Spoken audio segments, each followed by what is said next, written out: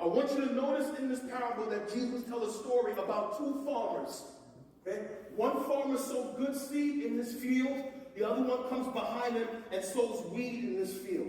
Now, in the first century AD, in the agricultural world, his disciples hearing the story would be familiar with this kind of scenario. There were farmers who would sow grain in their field, wheat grain. And then if another farmer had beef or animosity or a grudge against another farmer, they would come at nighttime when nobody can see. And they would sow weeds into the field of that farmer. Now, the type of weed they would sow is only found mostly in the Middle East. It's called darnel weed.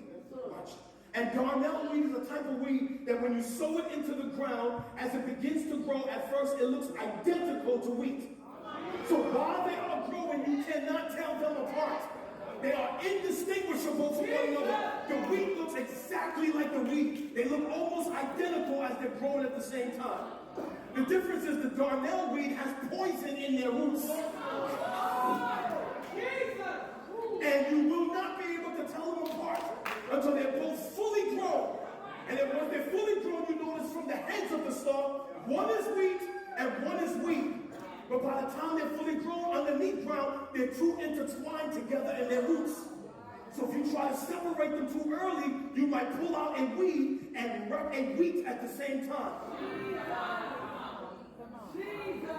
So whenever this happens, farmers will have to wait till the harvest, and then they will send their laborer to the harvest and say, now separate the wheat from the weeds. The wheat, they will gather all that bread and they will put it in a barn, a place of safety.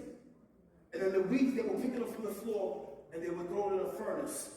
They will let it burn for fuel.